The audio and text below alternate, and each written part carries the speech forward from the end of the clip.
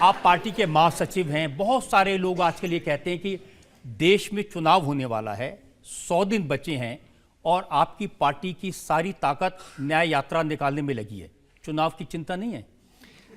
देखिए, जो राहुल गांधी जी की जो पहली यात्रा थी रजत जी, वो आज़ाद भारत के इतिहास में किसी भी राष्ट्र नेता ने इतनी व्यापक यात्रा निकाली नहीं थी। 4,500 किलोमीटर पैदल चले कन्याकुमारी से लेकर कश्मीर तक, और उस यात्रा का जो रिस्पांस मैंने खुद देखा था वो अभूतपूर्व था।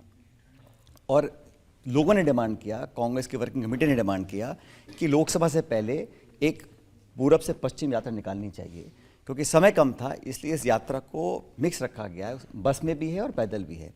यात्रा निकालने का जो निर्णय था वो पार्टी का था, और हालांकि ये वोट बटोरने की यात्रा नहीं है, पॉलिटिकल एंगल से नहीं है, लेकिन उस यात्रा में जो संदेश था और अभी भी है वो है कि जो लोग अपने आप को अपेक्षित महसूस करते हैं, जिनकी आवाज़ सुनी नहीं जाती। अब यात्रा निकली रजत जी, आप जानते हैं, इम्फाल से मणिपुर में क्या हालात हुए हम सब जानते हैं। वहाँ पर व्यापक हिंसा हुई, वायलेंस हुआ, मर्डर, बलात्कार, मतलब वहाँ बहुत हालत ख़राब थे।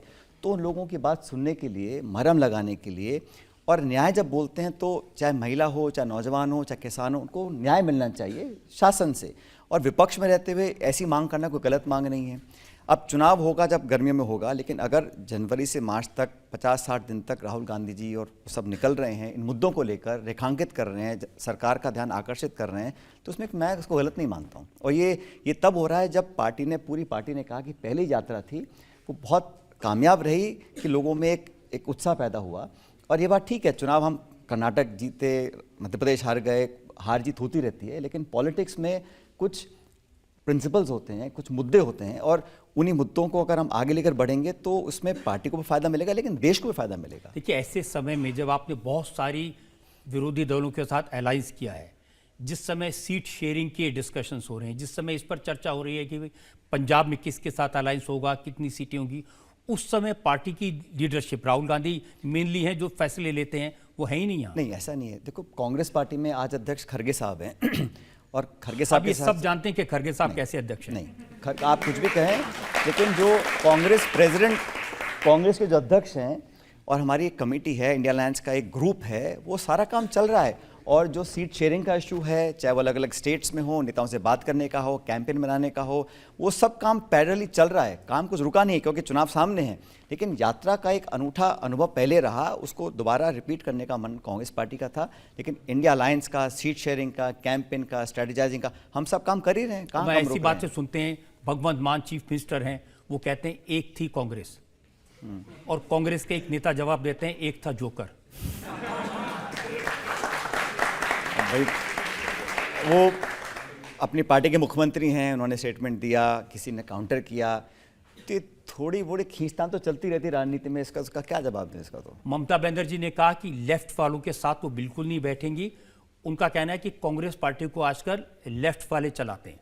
नहीं, मैं उनकी बात से सहमत नहीं हूँ। ममता जी बड़ी सम्मानित नेता हैं और कई बार मुख्यमंत्री बनी बंगाल की, और उनका एक स्टैचर है बंगाल के अंदर। लेकिन इंडिया अलायंस है, इसमें सब बराबर की हिस्सेदारी है।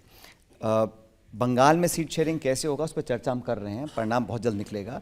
लेकिन जो उद्देश्य ये है कि जो इंडिया अलायंस के पार्टनर्स हैं, आप उन सब का पार्टीज का वोट अगर जोड़ लेंगे तो 60% से ज़्यादा वोट मिला है, और जो एनडीए पार्टनर्स थे उनको 35% से कम वोट मिला था।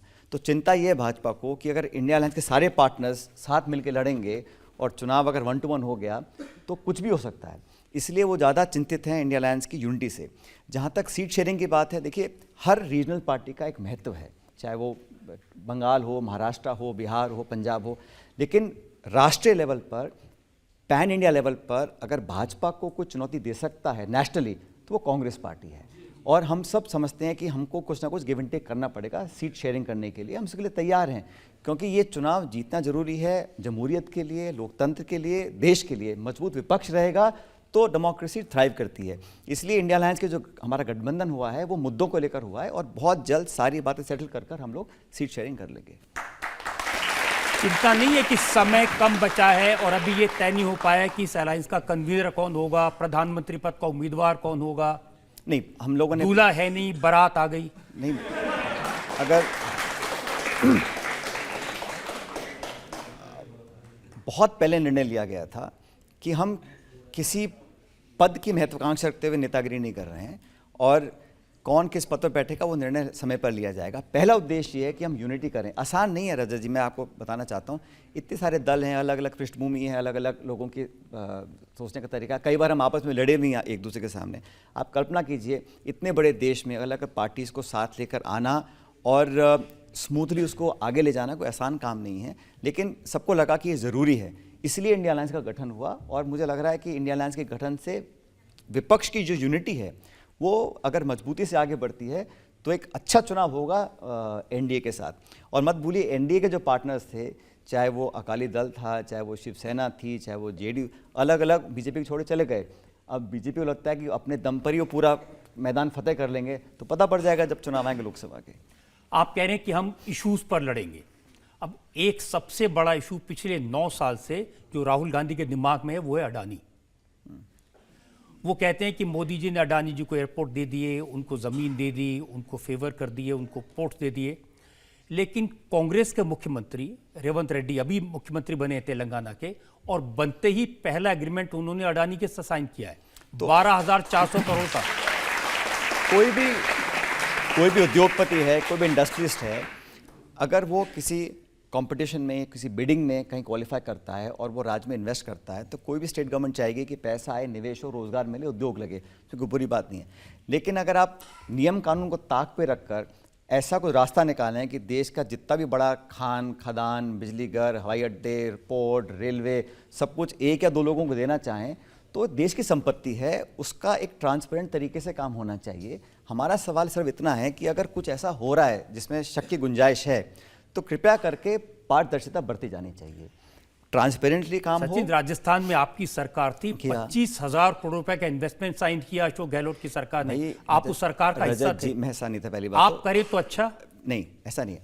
मैं तो कह रहा हूँ 1 लाख करोड़ इन्वेस्ट करो, लेकिन कंपटीशन से बिडिंग हो, आप क्वालिफाई करो, आप नियम कानून का पालना करो, इन्वेस्ट करो, कोई किसी को आपत्ति नहीं है। जब अडानी जी आपकी अदालत में, मैंने उनसे पूछा आपको ये सब मिला, उन्होंने कहा मैं एक चीज का हिसाब दे सकता हूं, सारा कुछ मैंने कॉम्पिटिटिव बिडिंग से लिया है और कोई फेवर नहीं मिला। जी, लेकिन उनको लगता है कि राहुल जी को पता नहीं क्या परेशानी। नहीं, ऐसा नहीं है। मुझे लगता है कि कुछ ऐसे इंसिडेंसेस आए थे जिसमें स्पष्टीकरण नहीं हो पाया था।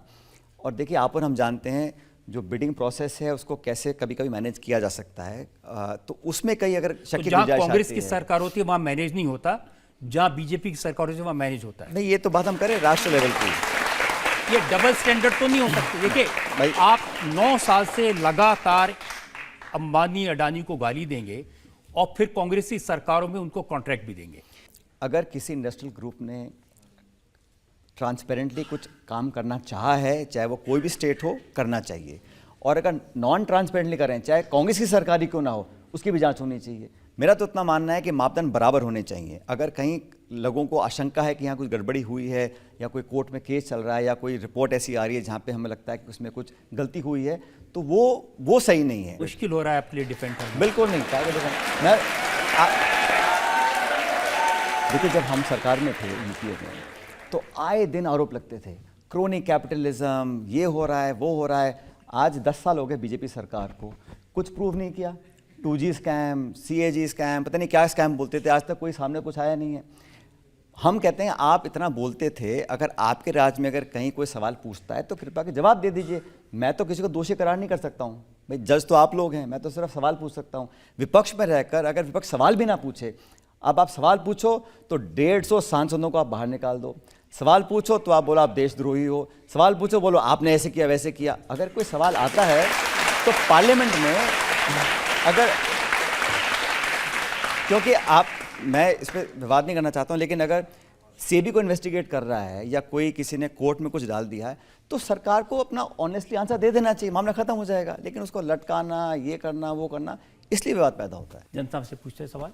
कमलनाथ जी ने बजरंगबली की मूर्ति बनवाई, सिद्धारमैया ने राम मंदिर बनवाया और केजरीवाल जी हनुमान चालीसा का पाठ करवा रहे हैं। क्या राहुल गांधी जी को राम नाम से कोई दिक्कत है? ये एक धारणा बनाने की कोशिश की जाती है कि किसी को किसी से परहेज है। हर व्यक्ति का, उसकी आस्था, उसका धर्म, वो किसको पूछता है, उसका व्यक्तिगत निर्णय है।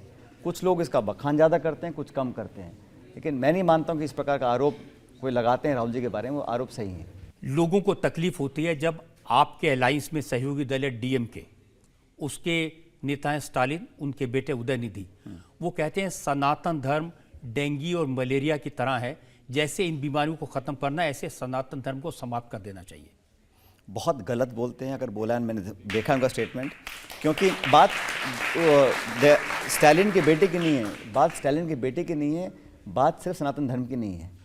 कोई भी इंसान हो, किसी के बारे में या किसी के आस्था के बारे में, किसी के धर्म के बारे में अगर गलत बोलता है तो उसको मैं बहुत गलत मानता हूँ, उसको अस्वीकार्य मानता हूँ। और ये बात कोई भी बोल सकता है, और जो बोलेगा उसको मैं गलत मानूंगा, वो चाहे हमारा एलाई हो, विरोधी हो। बल्कि मैं तो कहता हूँ जो लोग राजनीति में हैं, जो लोग संविधान की पद की शपथ लेके पदों पर बैठे हैं, उनको तो और केयरफुल होना चाहिए। आप अगर मंत्री हैं स्टेट गवर्नमेंट में और फिर आप ऐसी बात बोल रहे हैं तो बहुत गलत बोल रहे हैं, और जिम्मेदार लोगों को इस प्रकार की बातें बोलनी नहीं चाहिए बिल्कुल भी। मैं इस बात से बिल्कुल इत्तेफाक नहीं रखता। उनके एक और एमपी हैं सुनील सैंथल, पार्लियामेंट में रहे हैं, उन्होंने राजस्थान को, मध्य प्रदेश को, उत्तर प्रदेश को कहा ये गौमूत्र स्टेट्स हैं। अब फिर मैं कह रहा हूँ, अब मुझे जानते नहीं कौन सा ही सांसद है, लेकिन अगर ऐसी बातें कोई बोल रहा है, सुनील सैंथल उनका नाम है, डीएमके के मेंबर ऑफ पार्लियामेंट। नहीं तो अगर ऐसा बोल रहे हैं तो वो खुद का ही अपमान कर रहे हैं। वो अपमान, क्योंकि ना तो उनको समझ है और ना उनको शिष्टाचार की पहला उनको ज्ञान है कि किसी के बारे में, हम सब अगर एक ही देश में रहते हैं, अलग अलग राज्यों के बारे में टिप्पणी करना या किसी जातीय धर्म को अपमानित करना ये शोभा नहीं देता है। लेकिन कभी भी कांग्रेस पार्टी की तरफ से आधिकारिक तौर पर, आज मैंने पूछा तो आप कह रहे हैं, लेकिन कभी भी ऐसी बातों को निंदा करना, कंडेम करना, ये नहीं किया गया। क्यों नहीं कि आप मुझसे पहले पूछते, मैं पहले कर देता। जो तमिलनाडु के नेता का नाम बता रहे थे, उन्होंने बोला होगा उनकी अपनी कुछ अलग पॉलिटिक्स होगी, लेकिन छोटे मोटे लक्ष्य हासिल करने के लिए हम किसी को अपमानित करें, अपशब्द बोलें, लोगों की भावना को ठेस पहुंचाएं, ऐसी सफलता का भी क्या फ़ायदा। और सफलता हासिल करनी है तो अपने कामों से करो। बल्कि मैं तो कहता हूँ, जो किसी की बड़ाई करके आप सफलता हासिल कर सकते हो, वो किसी को नीचा दिखा के नहीं कर सकते हो। आप मान सम्मान दो, आप अपनी लाइन लकीर लंबी खींचो, आप बड़ा दिल रखो, आप अपनी कभी कभी गलती होती है उसको स्वीकार कर लेना चाहिए। और मैं कहता हूँ रजत जी, बहुत विराट वृक्ष का दिल का व्यक्ति होता है जो अपनी गलती को मान सकता है। और राजनीति में अगर हम कभी कभी गलती करते भी हैं, इतना कलेजा होना चाहिए बोले कि हाँ मैंने गलती की है। लेकिन आजकल मैं देखता हूँ को मानने को तैयार ही नहीं है कि भाई हम सर्वगुण संपन्न हैं, हम तो कभी गलत कर ही नहीं सकते, गलत बोल ही नहीं सकते। ऐसा नहीं होता है।